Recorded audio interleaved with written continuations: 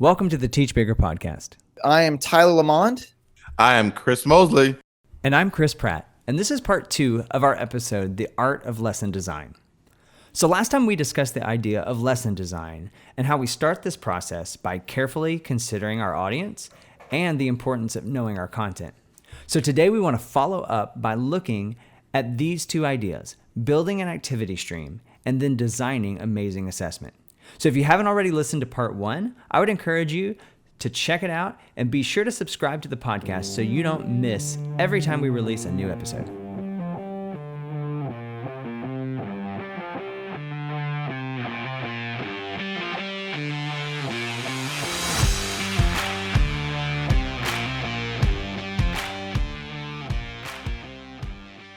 After you've considered your students, your audience, and you've considered your content, the next thing you want to do is build an activity stream.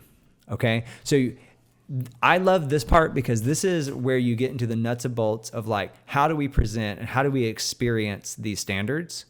I feel like activity stream is another educational buzzword that you really like to use. No, it's not. He got really excited when he said it too. No, Did actually, you notice there was that? a different one that I decided not to use, so I came up with this one.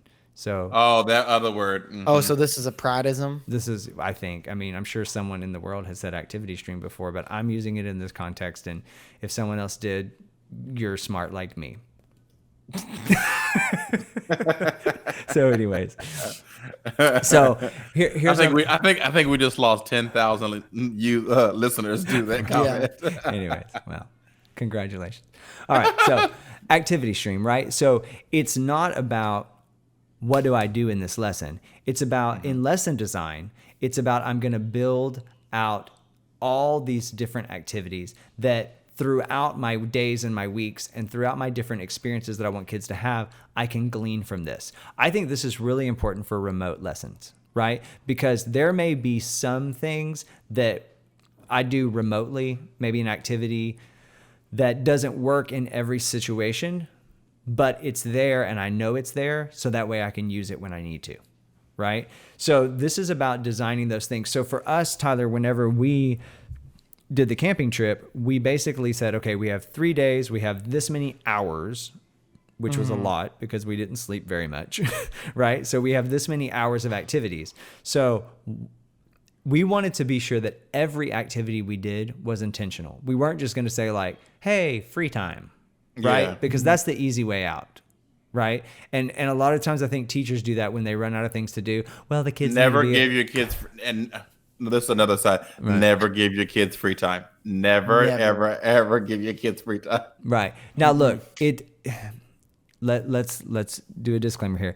It is okay to give them choice, and it is good to give them a change of environment or a change of activity to where they don't feel like they're doing the normal test situation or whatever it is, but it's always under your control and your instruction And don't ever use the term free time. right. No. Because they will turn that into what they want it to be. Right? It's Yep. free Friday. Party, Look, yeah. Let me tell If you you something. leave it up to interpretation, they'll interpret it, and Look, they'll interpret it wrong. Little classroom management 101. You give a kid one free Friday, you've just given them every Friday for the school year. They will never work again. Because in their mind, when you said free Friday, that means every Friday is free. Free. And free means You said that we can have a free Friday if. right. And don't- free to them does not mean the same thing it means to you. See, you were teaching math and you thought free Friday was that they were going to pull out the math flashcards and challenge each other. That's not what they were thinking. They were going to get on their Chromebooks and play games. They don't do that in the movies. Right. I don't even think they do that in the movies. Every time my kids would say, "Do we have a free day?" I would say, "Sure, tomorrow," and tomorrow's like Saturday or something. Right. Like that. Exactly. Yeah, we'll have one tomorrow, but we don't come to school. That's when it's free. Exactly. So See you on Monday. Right. So we've got to build the activity stream, right? So Yeah. think about this. This is kind of like the meat of the delivery, right? This is where you actually create the experiences for the students to have. And I really like to use that word experiences because I knew you were going to go back to experience. That it's word, I can good tell. because think about it. It's not about do this assignment or do this assessment. It's about they need to interact with the content in a way that's meaningful. They need to have an experience, right? So having I that agree. experience. So it also, this activity stream is also going to incorporate your instruction and your formative assessment. Okay. Maybe summative assessment, but that's not the main goal, right? The main goal is the formative assessment and you seeing the pacing and understanding like where are the kids right now and how do we get them where we need them to be. So if you're doing remote right now, this is a perfect opportunity for you to experiment with various technology tools, different softwares, different programs. Like this is where you start to build that stream of activities where you say like, this is a perfect opportunity for us to play this game or use Flipgrid or use a Zoom breakout room. Like that's the kind of thinking that we need when it comes to this. Planning these activities, that also gives you an opportunity to do higher level questioning. This is where you can really figure out, hey, how do I get to that higher level questioning and how do I take these kids deeper and deeper and deeper? This is all part of the design process. Next, I think that whenever you're planning activities, you need to think what's fun. What is fun for kids? And how do I get them to interact with this content in a fun and meaningful way? So some considerations there. Maybe it's about games. And I know as soon as I say that, everybody's mind goes like computer games, right? Like computer games, like, oh, I can use this, right? Like I can do Kahoot or I can do like this great math game or there's this science quiz game. Okay, I want you to stop for a second and consider what kind of games can you customize for your students? So for example, maybe it's about creating a contest for your kids to have. Maybe it's about creating a competition for them that they do in a virtual setting or a live setting to where they're demonstrating their skills. So like, for example, when we did the camping trip, right? So we would do like a quick, maybe like a 10 or 15 minute like campfire session where we would come and like maybe talk about a concept, get some thoughts. We would ask them their opinions about things. And then boom, we would go play a game that would then demonstrate what we just talked about. Mm-hmm. So Tyler, can you give an example off the top of your head of one of those activities? Yeah. So I remember that there was one where so we came up with this formula, and this is totally trademarked by Teach Bigger. So just so you know, we came up with this formula for how you can feel accomplishment and how you can feel positive pride. Right. And it comes from you have to have some type of struggle. Mm-hmm. You have to have some type of investment, and you have to have some type of completion. Mm-hmm. And you have to have one of those three things in order to feel pride and positive pride and accomplishment in what you're doing. So what we did is we came up with a riddle that they had to do, and it wasn't just a riddle; it was also like a little scavenger hunt. Right. And we also made it where like the answers were it was very easy to cheat. Yeah. And because we were trying to, humility and honesty and all these things. And the riddles were actually really tough because if you don't know this about Pratt is really good at making up riddles and puzzles. And he did. And there was one kid who did cheat. And afterwards, because everyone else, it took them like an hour to figure it all out. And he figured it out in like 5 minutes because he went and cheated. And he was like, wow. You're right, Mr. Lamont. Like, this kind of sucks. Like, everyone has like this huge feeling of like, oh my God, we did it. And like, I didn't get to experience that because he's like, and then he was even kind of like frustrated. And then we also had another one. And so the point behind that, though, was that he didn't encounter a struggle because he took the easy way around it. Yeah. And so because he didn't struggle, all the other kids had this huge struggle. And then in the end, when they finished it, they felt so much accomplishment. And they were so proud of themselves. And he didn't feel that because he knew he took the easy way. There was no struggle involved. And he was like, well, that was not that rewarding. And now, if you're not strong with puzzles or anything like that, then I suggest doing something like this. So we were talking, we wanted it to be sure, or we wanted it to make sure that the kids knew that they could fail, that failing was an okay thing to do. Yeah. So we came up with this Shark Tank idea where me and Pratt and some other people were the Shark Tank, just like the TV show. We broke up the kids into groups. And this was after we had our whole little kind of spiel about, failing and why it's okay. And the kids had to come up with their own business, their own idea. They had to act it out and all these things. They had to present it to and convince the sharks why we should, invest in them. And we didn't tell them this, but every single person that was in it, every single person in the first round failed. Right. And they failed on purpose. And the reason they failed is because we had saboteurs who went in the group who were their main job was to be like the know-it-all, or to be the yes man, to be like, oh, well, my friend's doing this, so I'm going to do what my friend does, kind of thing. And it held back the group. And then we brought them back together. We talked about why that wasn't right, and whatever. The people who were the know-it-alls or whatever, they came forth, who were acting.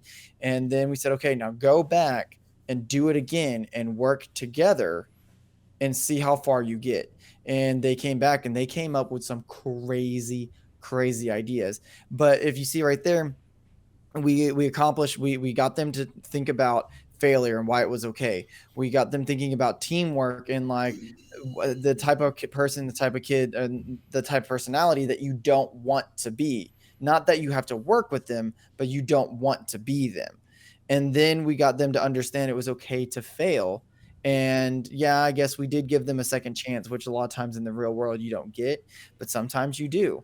And that's the beauty of learning, is because you do get to fail, because you usually do get a second chance, Right. type of deal.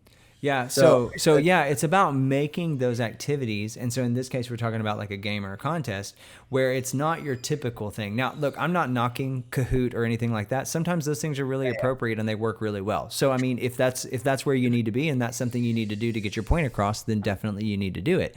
But also think outside of the box a little bit and think like, what can I do to really make this an experience that the kids are going to encounter that nobody else is doing? Like, for example, I can guarantee you, if you went to those kids, they've never had another teacher or another class that, first of all, took them on a camping trip. But beyond that, they've never had anyone who designed like a Shark Tank activity for them that they felt like that they were actually like in that real setting. And they're not going to forget those things, and they're not going to forget the lessons that they learned. And that was the point. That's why it was worthy of the 36 or whatever hours of design that we spent, because we knew it was going to hit home what they needed to be able to do. Look, and I really like that Shark Tank idea, because I personally think it's really easy to adapt that to multiple different things. Because I mean, the money was all made up, of course. Right. But if I was a math teacher, you could very easily turn that into some type of math lesson with investment and things of that nature. Or you can make it into a creative writing essay or something of that nature, where the kids have to like make a poster or something. Like, I think that there's a lot of, I don't think it maybe it doesn't stretch to all the disciplines. Maybe it does, but I think that there's a lot of avenues there that it can do, because it was a business-esque based thing. And business uses a lot of different disciplines. Right. So, just kind of finishing up on the whole activities, we've talked about some different things here. Also, discussions. I mean, this is a great opportunity. Like, I don't know if you ever heard of a Kiva discussion. That's a great opportunity for, your students to interact with each other and to think in a more collaborative way. Maybe if you're doing remote stuff, maybe it's a Zoom breakout session where you have some key things going. Like we said, doing contests. And then lastly, you have to consider the entertainment factor in your delivery method. Like, whether you're remote or face-to-face, it's about making this entertaining for kids. I think that's something that teachers overlook a lot. Ask yourself this question. If I were a student in my class, would I want to come back tomorrow?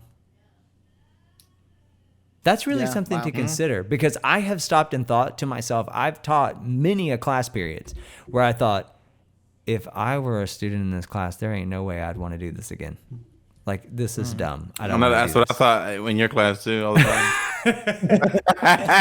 Right. As your assistant band director. Right. No, but you're right. That's good. It's thinking that way though, and that's what the design process requires. Because why? I know my audience and I'm considering what they need, not what's easy for me. Look, the design process is challenging for educators because it requires them to do things that they don't normally do. If you normally did it, you wouldn't have to design it, right? You're probably going to find yourself doing things you don't normally do. So that's activities, okay? So last thing to consider, and our final point here in the design process is this: creating engaging assessment. Now, assessment is becoming a really bad word nowadays, because it's all about test and standardized test and state testing and CBAs and, every other 3-letter thing you can think of. Yeah. Right. It's all about test. And look, I'll be honest with you, and people may get mad about this. I hate it. I hate tests, right? Just the word test put kids on edge. And then we're going to give them a test. Right. And look, I'm guilty of this, but sometimes a test is the best babysitter. Oh, if I just give them a test, I'll shut up. No, I don't have to deal with them for a few minutes, right? I mean, like... I've never had that experience. Oh, Anytime I've ever given a test, it's always like 10 minutes The worst. at max. They're like, I'm done. Well, and I'm like, well, I was expecting that to last longer. And, you don't know how to write a good test. So I wrote the Omicron Gambit 8. So look, we've all, I'm sure everybody's had those experiences, but I want to encourage you to think of your assessments this way. To make an assessment fun and to make it an opportunity where a student has this perspective. I get to share what I know.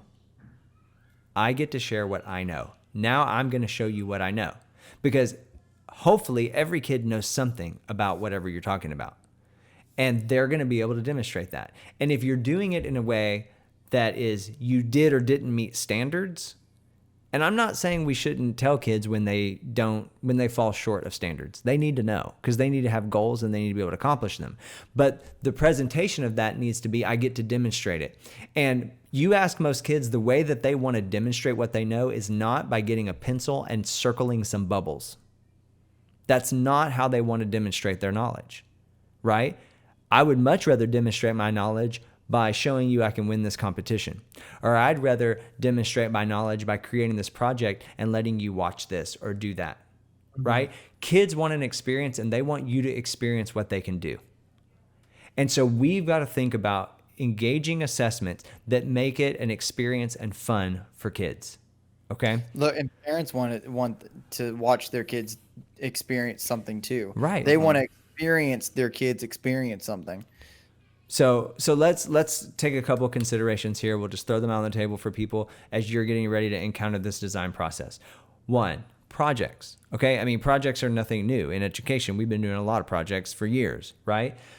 But whether it's a group or individually, projects give kids ownerships. But gives kids ownership, But you have to make sure that the project is engaging and fun for the kids. It's not what's easy for you to grade. It's what's engaging and fun for the kids, right? Another thing to consider is this: allow students to teach other students. You always have kids who know what's going on. They know what to do. Let them teach. Let them teach. Because first of all, they can probably teach it about as good as you. I've had students who can sometimes teach things better than me, right? And I'm not upset about that, right? Because they got their information from me in the first place. So if they can get it across to another kid better than me, why would I be upset about that, as long as the kid's getting the information, right? Allow students to do presentations or contests, like we said. And then don't negate the power of a formative assessment, like a real-time check or understanding, okay? Thumbs up, thumbs down, right? That kind of thing. But can we make it more fun and more engaging? How can I get feedback from the kids in that face-to-face setting? If you're doing remote, maybe it's a matter of utilizing the emojis in Google Meet or on Zoom. Like, that's fun for kids. Like, it gives them something to do. Like, it may annoy you, but when you're like, hey, if you get it, give me the hand clap. Like, they're like, yes, hand clap. I mean, a lot of them like doing stuff like that. I'm telling you, emojis through like virtual learning or whatever, they are the new sticker, and they are the new you're stamp. right. You're right, huh? They are the virtual form of it, and every kid wants one, even though every kid says they're dumb and I don't want one. Yes, Kind that's of exactly thing like right. that. Every kid wants a sticker, and every kid wants an emoji. And don't underestimate the power of a head nod. One of the things that I always say is like, all right, does that make sense? Or nod your head if that makes sense. And then like, that's a good assessment for me to realize who's actually paying attention. And then what's awesome is that eventually you always get that kid who's just like shaking their head with their mouth open, like, no, I do not understand. Right. And then it's like, okay, well, I know what's going on. And it can be as simple as that. And I think that's a really powerful thing. Right. So along the lines of remote learning also, like, don't be afraid of the chat room. The chat room is a great opportunity to get formative assessment. You can ask a You question. have to okay. Go Let me ahead. put a pin on that. Yeah, See, go ahead. I guess I'm that teacher when I have like I control over everything. Well, that's your problem. I'm just wary of everything. Right. So like usually I like shut it down. Right. Like I shut the chat room down because my kids, because they're good kids and they're smart, like they will go off topic real quick and just I don't know. They're quirky, Right. So as soon as I get in there, I usually shut it down, and as soon as I forget to shut it down, then something happens. But I have used it to have kids either like answer questions, engage in something, but that is something that I only do with certain classes. Yeah. And probably my top classes. But I've also explained the importance of like the etiquette of the chat room and stuff like that too. Exactly. And I get it. If you're an elementary school teacher, maybe a chat room's not a good idea. Like you're going to have to determine that. So, I mean, this is an option. Kids are probably still making faces at themselves with the camera. Exactly. Right. So, I mean, maybe this is an option. Okay. But maybe it's not, but it's something to consider. Utilizing online surveys or polls. Zoom has a great feature where you can do that. They do. And also using like features like Whiteboard or Jamboard in a virtual setting. Like those things are fun ways for kids to interact, and it gives you information about the learning process and where the kids are. So, I would encourage you as you're designing activities to build assessment into it. Like think of your points along your activity. Like we're going to do this contest, we're going to do this project, we're going to do this game. And where are the moments when I can get feedback from the kids so I can see where they are in the process? And a lot of this just comes naturally. Like most activities we do have assessment built into them. So it's not about we have to take a test. It's about, look, I'm going to say this. You should know what your students are going to make on a test before they ever make a test. Mm-hmm. Right? You should already know what they're going to make. Like you should be able to say like, this kid's going to make a 95 because they totally get everything except they're struggling with the one thing. And I know they're going to miss that question. Why? Because I've taken the time in my activities to understand where they are in the learning process. Like tests are really not something that are that important. If you're doing good formative assessment, you should already know. Okay. Yeah. But consider building them in, and then like, it's got to be engaging for the kids. It's about engagement. And that only comes when you consider your audience, when you know your content, and you plan these activities, and then the assessment follows. So any following thoughts? No. Okay, good. So look, the goal is this. I feel good about it. Yeah. So the goal is this. In the end, when it comes to assessment, the goal is that students can show you what they know so that you can adapt and move forward. Right? Because the whole point of lesson design is to get us from point A to point B. And so this is going to help us move forward. And now I know what you need to know. Okay? And I will say that you're right about that test because I'm literally giving a test tomorrow. And I am like 99.999% sure that 90% of all of my kids are going to make 100s. Yeah. And it's not because the test is easy. Mm-hmm. It's just because like I made sure that we went through all the material. I made sure. And what's crazy is that I gave them a practice test, and multiple of the kids, for whatever reason, took that practice test multiple times, which would not have been able to be done if it wasn't electronic. Yeah. Unless I would have physically given them another copy. Yeah. So I think lesson design is not exclusive to face-to-face learning or to remote learning. Lesson design is a process and it's a concept for an educator to be able to get your students to grasp the standards and move forward from point A to point B. So I hope that today you've kind of really get a better picture of what lesson design is and how it can be effective for you. I think we've just begun to scratch the tip of the surface on this. Like, I think there's so many things that you can think about and consider. And by no means was this, completely comprehensive to where we've now talked about lesson design. There's nothing else to say. That's not the point. But it was to kind of just introduce the concept and the thought. And for you as an educator to start considering like, okay, what should I think about designing and why? And then when is an appropriate time to do it? Because lesson design takes time. It doesn't mean it's going to take 36 hours. That's just our experience one time, But I do think that it's not the kind of thing that you're going to sit down 30 minutes before school starts and get this figured out. Like this is worthy of your time. So I would encourage you, if you've never gone through the process before, to consider it, to maybe go back and listen a few times, and jot down some ideas and think like, how do I make this real to myself? Okay, because we've given you some examples of what we've done, but it's about making it real to you and making it work for you. But I don't think that you will be disappointed with your outcome. Like Tyler said, I think that this is the very thing that kind of just like launches you forward, and your kids are gonna get something out of it, and the effects will be lasting whenever you go through this process. There may be some struggles and it may not all work perfectly, but in the end, there are going to be really positive things that happen as a result of it. And it's going to be one of those things like that's going to stick with that person for the rest of their life. They're going to remember And it. then when they have kids and they go to school and they're talking to their teachers, they're going to be like, well, I remember when I was in high school. I remember when I was in elementary. I remember when I was in junior high, whatever, which it sometimes can be kind of annoying. I get, but you're going to be one of those stories to that person. Yeah. That's good. So, well, thanks for listening. I hope that you've enjoyed our discussion on lesson design. Hopefully you can take some things away. If you've done lesson design before and you have some pointers, or maybe you're totally new to this, if you need some help, or you just want to run some ideas past us, feel free to email us at info@teachbigger.com.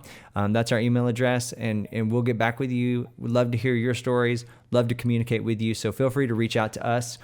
Also, if you haven't already, subscribe to the podcast, wherever you listen to podcasts. Subscribe. Yeah, whether it's iTunes, whether it's iTunes or Google Podcast or Spotify, wherever you're listening, just subscribe. So that way when new episodes come out every Monday and Wednesday, you will get notifications and you'll be ready to move forward. And lastly, I would say, if you haven't checked out our YouTube channel, Teach Bigger, check it out. We're starting to put new episodes on there of tech tips and different things like that to kind of help you in your planning and in your design. So hopefully you find that as a great resource as well. So thanks for listening, and we'll be back with you next time.